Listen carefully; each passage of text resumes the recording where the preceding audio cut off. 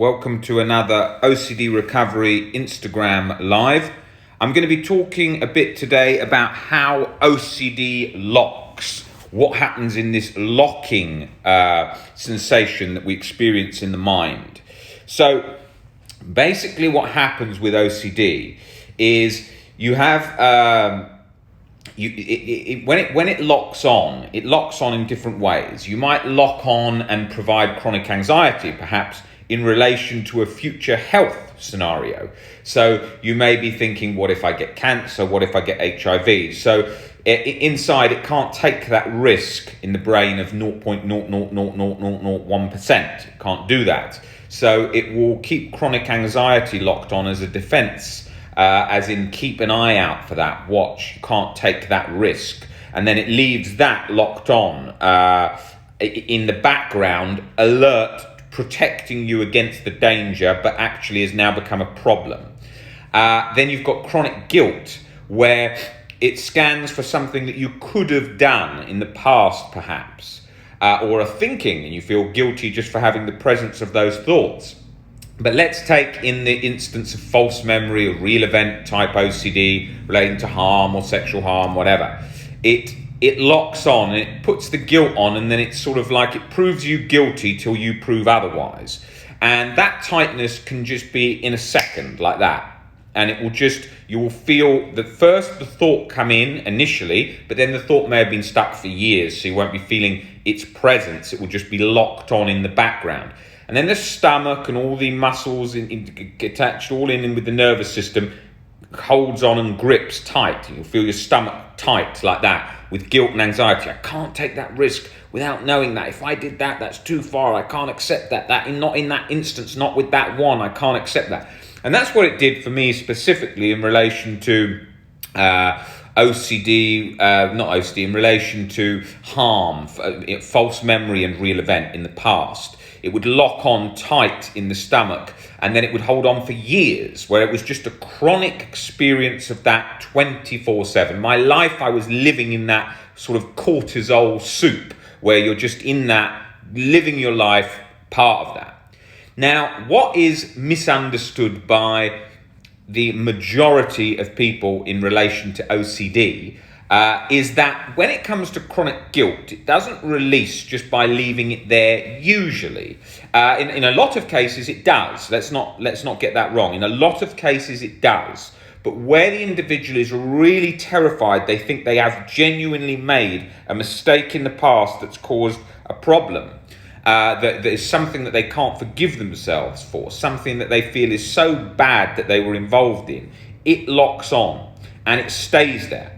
Okay, so it will specifically do that because it can't take that risk. So for me, it would just go back to a scenario where I was carrying a bed down the stairs with my dad, and I got angry with him, and I couldn't tell if in that split second I pushed the bed to push him down the stairs and kill him.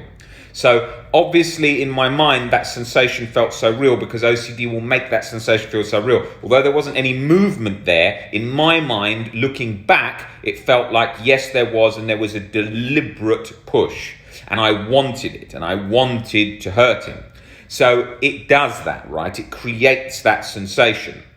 And what then happened is I then went to replay that then pretty much all the time, not 24 hours a day, but most of the time my mind was occupied with it, where I was focusing on it for many, many years because I was terrified. I couldn't take that risk. That would destroy all my life goals. I believed at the time. I believed that at the time I owned a gym, and I was involved in health and fitness a lot, and I wanted to create a successful business. I wanted to make my family happy. I wanted to do all these kinds of things that were in relation to those specific goals. And when I did that, I had that thought, I thought, well, that would be ruined, because if you did that to your dad, then nothing you've ever achieved or done is worth anything, and then you couldn't support your family because you're the worst person to have done that, and so on. So that it was looking to deliberately target that, because what happens is anxiety first scans a danger in relation to something we're frightened of, that to protect something we're trying to protect. i.e. our goals in relation to our careers, our relationships, our family, all of these kinds of things.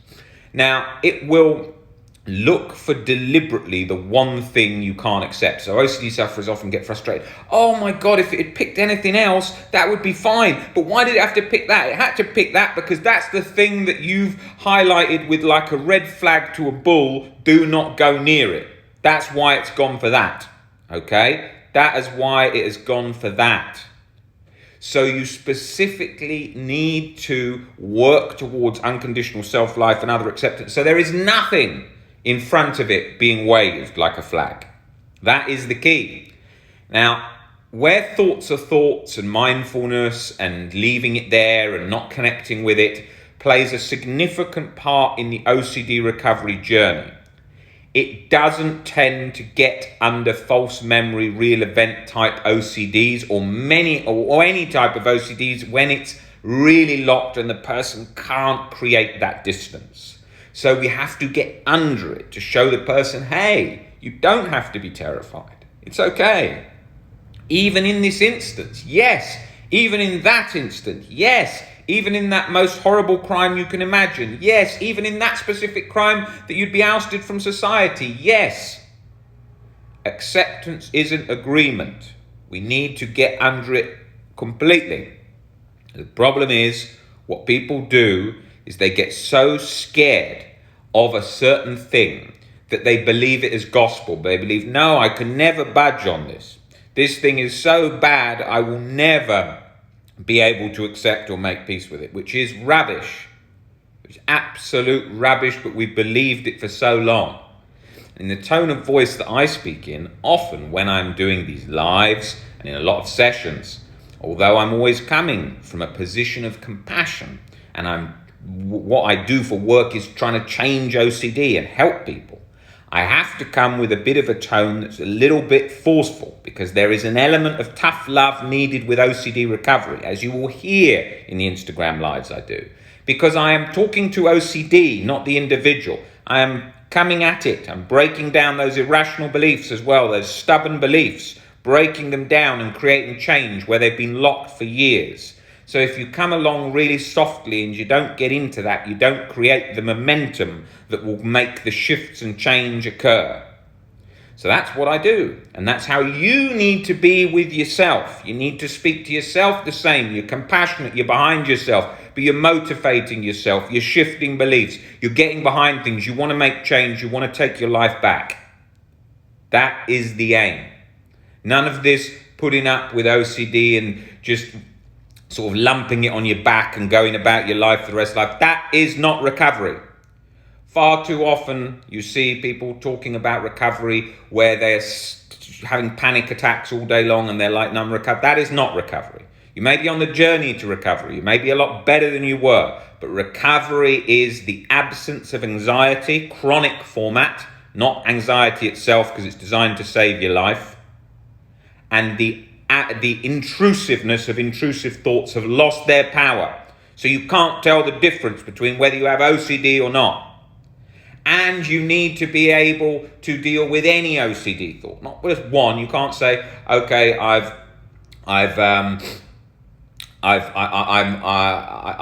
I didn't have that one specific thought, I would be fine. OCD is going to go for any specific thought. Okay, so recovery is where anything. Now that's not to say you may have struggled with ROCD, health OCD, whatever, and you may have got under all of those, and they may never bother you again. Those are huge accomplishments. Those are huge accomplishments because you've just got rid of all of those others. Now you may still be stuck on one. You may not be fully recovered yet, but you're at miles from where you were. And you see people that it barely affects them day to day, or it comes up once a month. This is brilliant. There's levels to recovery. Okay, but I'm talking about recovery as the definition would have to be that, right? It's not my interpretation. It's not I think this or I think that. That's what it is. It's absence of chronic anxiety, absence of intrusive thoughts with intrusiveness, not intrusive thoughts. You'll have thoughts that come in from nowhere and so on, but they have lost their intrusiveness. Then, of course, you have people who function very well. It barely bothers them. That's pretty much near enough recovery. They're living very well, very little difference. Then you have people who are very stuck and it's affecting all their life. They obviously want to get the next step, just to functioning. So it's kind of a levels, trying to get better and more balanced. Okay, but don't be too fussed about it all. People get so obsessed with, oh my God, I have to get to recovery. I couldn't give a shit if I had 20% anxiety right now for the rest of my life. Okay, couldn't care if I had it 30%. Well, it was so what? I even had some of the best days of my life when I was 60%. Not when I was bent over feeling terrible chronic guilt and anxiety. That was more difficult. But I still saw many things. I was still at many parties and functions and different things and still enjoyed life and still was involved in it. So you don't miss out on everything like we think. I can remember watching some great movies even at my absolute peak of anxiety. So it's not just like how people think it is. Okay. So the first thing that I wanted to cover in here is how that OCD locks, or how it locks and what that involves. And two is why we have to get under it in the way that we do. And I think that what you need to really think about is you've got to view this, as I was saying in the last Instagram Live, as a journey that you're on, a journey you're going to enjoy, you're going to experience, and you're going to go for. You do not want to treat it as a task to get out of the way and get on with your life. I did that for a lot of it. I used to think, when this is done, I can go and get on with my life. Get this done and finished. I used to go on holiday, get on a plane, think, get my OCD away, it better not ruin this holiday. And it used to come in at 100 mile an hour because I was trying to get rid of it. You need to bring it you need to bring it for the ride. As I always say in that phrase, you've got to bring it for the ride. Most of my holidays at my peak of OCD was really, really bad. I don't say ruined because I was still doing so much and still in so many great experiences, but it was very, very uncomfortable, as we know. Now, the reason for that was because I desperately wanted rid of it. And I used to view it like, okay, just get rid of that one harm thought from the past. If I can just work that out right now and get peace, then I can go. And I remember, growing up, I was, when did it... It started when I was 17, OCD, in a chronic format. I've spoken about this before. Started in 17 in a chronic format. I was in Mexico. I was on holiday, and it was the most common OCD theme that you get around that sort of age, which was unprotected sex, fear of contracting HIV. Then utterly convinced I had it, spending the next 6 to 7 months going in and out of STD clinics all the time, never getting relief because I was so terrified of having HIV. Didn't know I had OCD, didn't know anything about it. That was when I suffered the most. Until 1920, when harm, false memory, real event came in, that was another sort of level of feeling bad. But in terms of actual panic, and not having any tools or any understanding would have been there at 17. And that cycle was, I had no idea about mental health. I didn't even believe in mental health. And I think that's very important to remember, because when we look at this journey now and we talk all about acceptance and things like that, I was not very accepting. I was very black and white. I judged people 100%. I didn't even believe in mental health. I thought that it was a weakness. Yeah, I didn't even want to go to a therapist because I thought that was a weakness. So I put that off for probably about 9 months to a year. So journeys don't, it's easy to look at the journey now and to look at me now with what I talk about with OCD and think, oh yeah, I won't get to, and often people say I won't get to that level of acceptance, but hold on a second, that's like looking up at a tall mountain when you can't climb a flight of stairs. It's taken many, many years to be in the position where I see things as I do today. It didn't just happen like that. I just want to highlight, I was very, very, very affected by OCD, extreme physical anxiety, very bad suffering for a very long time.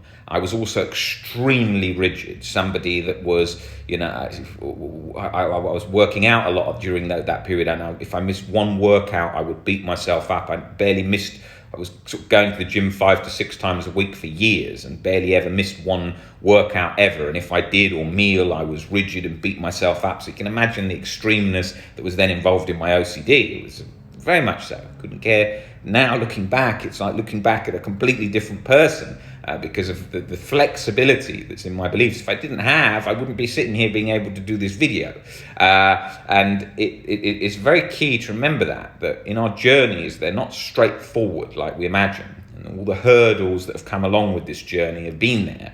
You can look through my posts and see all the different journeys along my own journey in it, with problems with stomach-related problems, being in hospitals with stomach, problems with heart, problems with anxiety, but anxiety got to a point so bad where gastroesophageal reflux came up. Burnt all my esophagus. I got esophagitis. I couldn't even swallow food properly. That was one of my peaks with anxiety.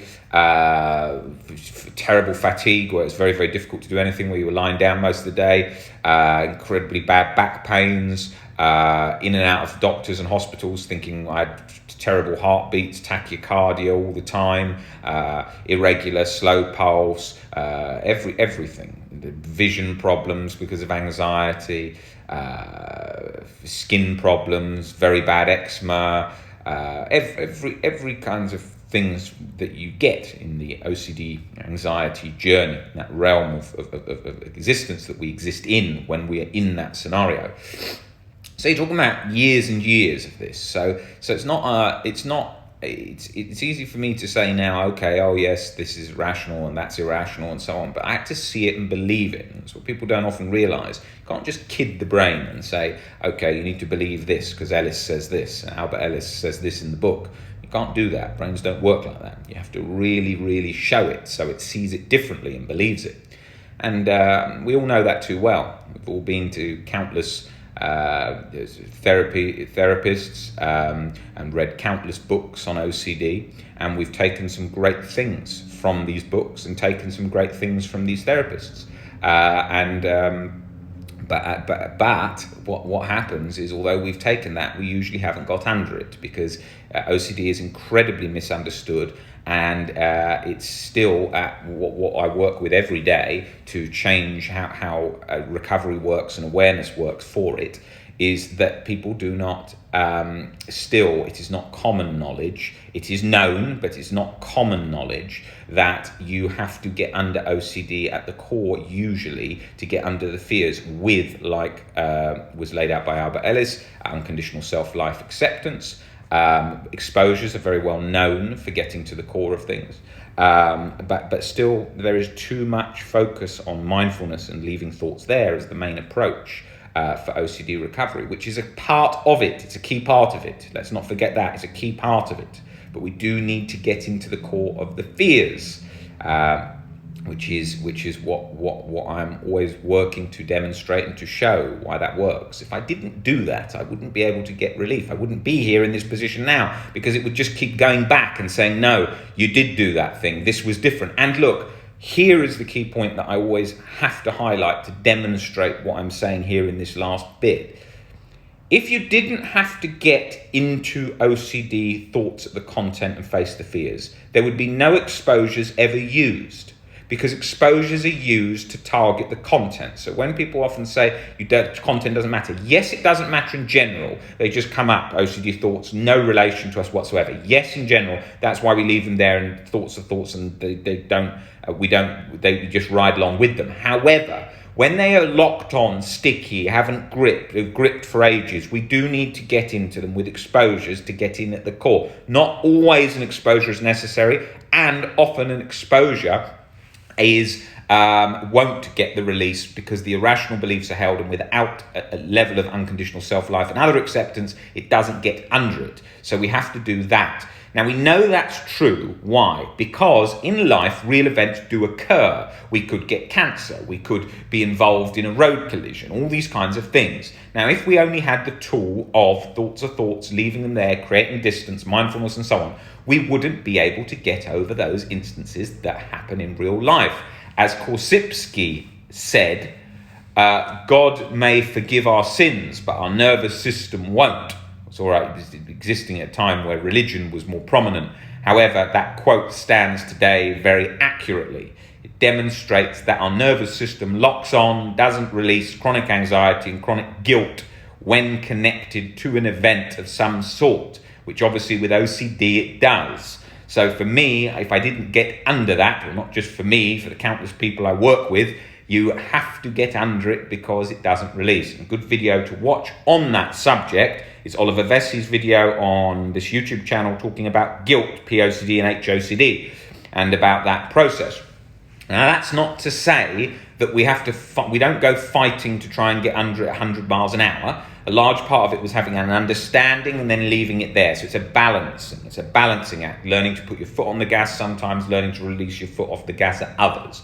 And that's what we do, and that's what we work with all the time in the coaching to show that and to demonstrate that and to learn that so you can understand that and adopt that. And that is key. Okay, now there's not, this is not really a debatable thing where people often say, yeah, but I've read that you can just leave thoughts there and you can just do that. Well, my answer to that is go and try that. And what usually happens is they have tried that for years and it hasn't released. So by that proof, it's evidence that it doesn't work like that. You do need to get under it to some degree to have an understanding of that theory because it doesn't release otherwise. And understanding that was through my own suffering, specifically because I saw that years of reading, and I'm talking not just reading OCD books once, I'm talking about reading them countless times over and over and over and over, looking at them, spending long times not doing any work on OCD, mindfulness, yoga, meditation, all of this stuff, Eckhart Tolle, all these kind of ideas that come from that kind of stuff, that kind of a lot of the modern talk on the subjects of mindfulness and living in the now and so on. Chronic guilt doesn't budge. It cuts through like a hot knife through butter. It just locks in there. It was very much the case. And what is experienced by us, and the reason you're reading this page, for that reason, because you can see that it doesn't release. If it did release, that would be nice. It does release later on when you can get under it more and you can see the distance. Then you can get that sort of motion going in there in the sort of the cogs it releases. But initially doesn't. You do have to do that. It's the same as if you're terrified of spiders. You can't just sort of say, I'm not scared of spiders, and put your hand in a tarantula tank. You have to completely learn to see that the spider's trying to live its life, it's just trying to function, we're only scared of it because of ... and so on, these other reasons that are all attached to it, and break those down and learn to see them differently, and then learn to expose a bit to other ones and smaller ones and so on, or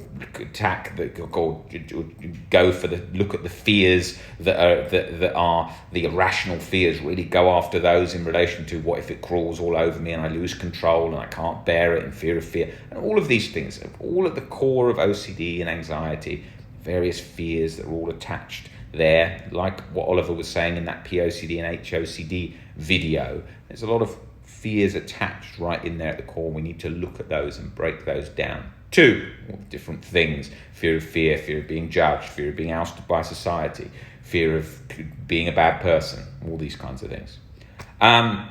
I will cover this in more detail in the next Instagram Live. I think that covers everything I wanted to speak about. I will be covering question and answers in the next Instagram Live video. I want to come on here and do another subject one, and then I will be doing that. There will be another webinar group call coming up on harm, false memory, and real event OCD. I think on the back end of next week. Go into this in detail, all about what I've been speaking about today. If you want to reserve for that, please email info@ocdrecovery.com. That will be via Skype, and I think that will be a really good one. I imagine there'll be a really good turnout for that, as it's a popular topic. So if you want to join for that, please email us at info@ocdrecovery.com. Guys, I will see you on the next Instagram Live. Take it easy.